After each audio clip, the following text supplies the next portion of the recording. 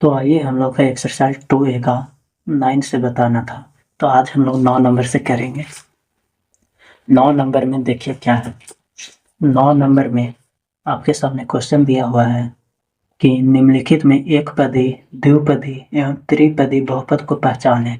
9वां number में क्या करना है, तो बहुपद को पहचानना है कि वो एक पदी बहुपद है या द्विपदी है या त्रिपदी है। ठीक है, द्विपदी है या त्रिपदी है। तो कैसे पहचानेंगे हम लोग बहुपद को, तो देखिए नाम से ही पता चल रहा है कि अगर एक पद वाला होगा तो एक पदी हो जाएगा, दो पद वाला होगा तो दो पद वाला हो जाएगा। ठीक है, और अगर तीन पद वाला होगा तो त्रिपदी हो जाएगा। ठीक है, अब हम लोग को पद पहचानना है कि पद आखिर कैसे पहचानेंगे। तो हमेशा याद रखना है प्लस और माइनस के साइन द्वारा जितना भाग में जो बहुपद बटा हुआ रहता है वो उतना ही पद वाला होता है। जैसे पहला में लिखा हुआ है 9, 9 में प्लस या माइनस के द्वारा ये कितना भाग में, सिर्फ एक भाग में दिख रहा है, एक भाग में दिख रहा है, तो ये कौन सा बहुपद हो जाएगा, एक पदी बहुपद हो जाएगा। ठीक है, कौन सा बहुपद होगा, एक पदी बहुपद। दूसरा दूसरा में दिया हुआ है 7x³ अब देखिए इसमें भी प्लस या माइनस नहीं दिया हुआ है, यानी एक पद दिख रहा है, एक पद दिख रहा है तो ये भी क्या हो जाएगा, एक पदी बहुपद। ये भी क्या हो जाएगा, एक पदी। अब तीसरा में आते हैं, तीसरा में दिया हुआ है 7+x³। ये देखिए प्लस के द्वारा दो भाग में बट गया है, एक भाग ये हो गया 7 और एक भाग ये हो गया, दो भाग में बट गया है, तो ये कौन सा बहुपद हो जाएगा, द्विपदी बहुपद। ठीक है, द्विपदी। चलिए चौथा, चौथा में लिखा हुआ है 3x² + 2x। इसको भी देख लेते हैं, प्लस के द्वारा एक भाग और एक भाग ये, यानी ये भी कितना पद वाला हो जाएगा, द्विपदी हो जाएगा। ठीक है, चलिए 5वां नंबर क्वेश्चन। 5वां नंबर में दिया हुआ है y³ + y - 9। अब देखते हैं, ये एक पद हो गया, ये दूसरा पद हो गया और ये तीसरा पद हो गया, यानी प्लस और माइनस के द्वारा तीन भाग में बटा हुआ है, तीन भाग में बटा हुआ है, इसलिए ये कितना कौन पदी हो जाएगा, त्रिपदी बहुपद हो जाएगा। ठीक है, छठा में दिया हुआ है 7x² + 5x²। इसमें कितना भाग में बटा हुआ दिख रहा है, एक और दो, यानी ये कौन सा बहुपद हो जाएगा, द्विपदी बहुपद हो जाएगा। ठीक है, अब हम लोग आते हैं अगला क्वेश्चन, अगला यानी 10 नंबर में। 10 नंबर में दिया हुआ है ना कि निम्नलिखित में से कौन रैखिक बहुपद है, रैखिक बहुपद है। ठीक है, द्विघाती बहुपद है और कौन है जो त्रिघाती बहुपद है। ठीक है, त्रिघाती बहुपद है। तो इसमें भी कुछ उसी के तरह पहचानना है बहुपद को। रैखिक बहुपद किसे कहेंगे, अगर पावर, जिसका पावर है ना जो एक रहेगा तो उसको रैखिक कहेंगे, जिसका अधिकतम पावर 2 रहेगा तो द्विघाती कहेंगे, और जिसका अधिकतम पावर 3 रहेगा उसको त्रिघाती बहुपद कहेंगे। पावर तो पता ही है, मान लीजिए x का पावर 1 दिया हुआ है तो ये रैखिक बहुपद हो जाएगा। ठीक है, x का पावर मान लीजिए 2 दिया हुआ है, यानी द्विघाती बहुपद हो जाएगा, दो घात है इसलिए द्विघाती, और x के पावर मान लीजिए 3 दिया हुआ है तो इसमें कितना घात है, 3 घात है, तो ये त्रिघाती हो जाएगा। इसका हम लोग एक क्वेश्चन करते हैं। पहला क्वेश्चन क्या दिया हुआ है, पहला में दिया हुआ है x² + 1।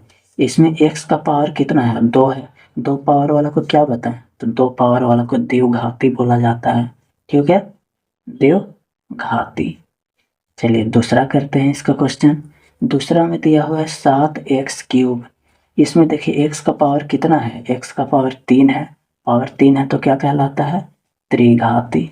तो ये त्रिघाती हो जाएगा। क्वेश्चन नंबर हम लोग थर्ड में आते हैं, इसका थर्ड, 10वां का थर्ड में है दिया हुआ थर्ड 1 - x। इसमें x का पावर कितना दिख रहा है, x का पावर 1, कुछ नहीं पावर रहता है तो 1 रहता है। ठीक है, यानी ये एक पावर वालों को क्या कहते हैं, एक पावर वालों को रैखिक कहते हैं, एक पावर वालों को रैखिक बोला जाता है। ठीक है, चौथा में दिया हुआ है x का पावर 3 - 4x + 1। अब देखिए इसमें x का अधिकतम पावर कितना है, 3 है, 3 वालों को क्या कहते हैं, त्रिघाती बोला जाता है ना। त्रिघाती पचमा, पचमा में दिया हुआ है y plus y square plus 4। ठीक है, इसमें y का अधिकतम पावर कितना है, y का अधिकतम पावर 2 दिख रहा है, 2 दिख रहा है तो कौन बहुपद हो जाएगा, द्विघाती बहुपद हो जाएगा। ठीक है, एक और क्वेश्चन इसमें दिया हुआ है छठा छठा में है √5 माइनस टी स्क्वायर प्लस में 1/2t। ठीक है, तो इसमें भी t का पावर कितना है, तो t का पावर इसमें 2 है, यानी 2 वालों को क्या कहते हैं, द्विघाती बोला जाता है। ठीक है, हो गया ये। अब हम लोग क्वेश्चन नंबर 11 कर लेते हैं।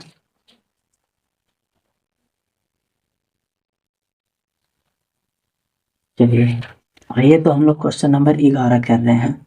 11 नंबर में क्या करना है, तो 11 नंबर में देखिए दिया हुआ है क्वेश्चन कि निम्नलिखित प्रकार के बहुपदों के एक एक उदाहरण दे।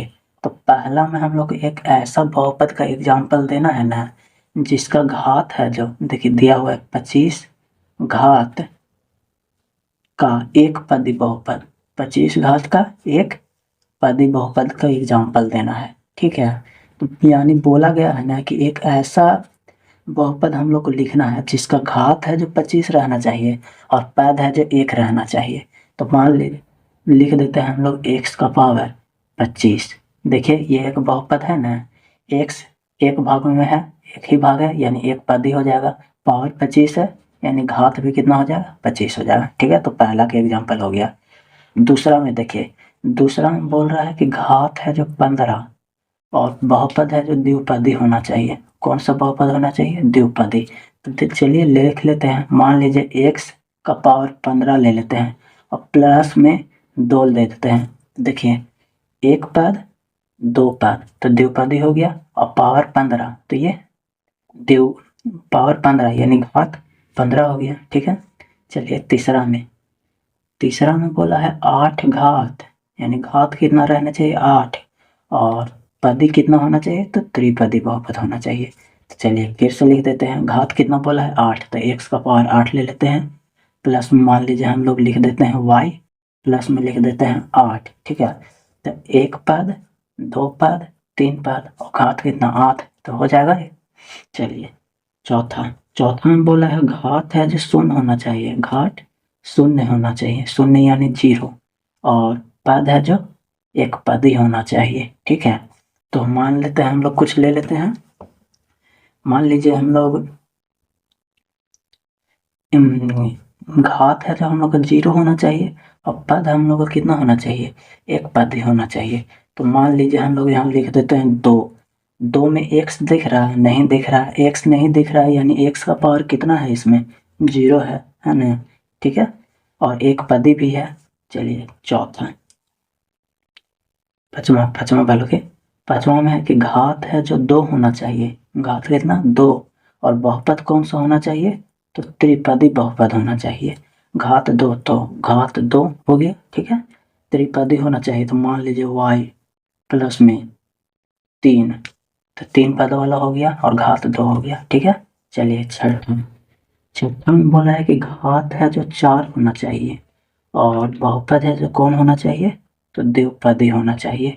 ठीक है, घात 4 यानी x का पावर 4 प्लस में 2 ले लेते हैं, द्विपदी भी है और घात 4 भी है। ठीक है, तो आज के लिए हम लोग इतना ही रहने देते हैं और 12 नंबर क्वेश्चन से हम लोग अगले वीडियो में करेंगे।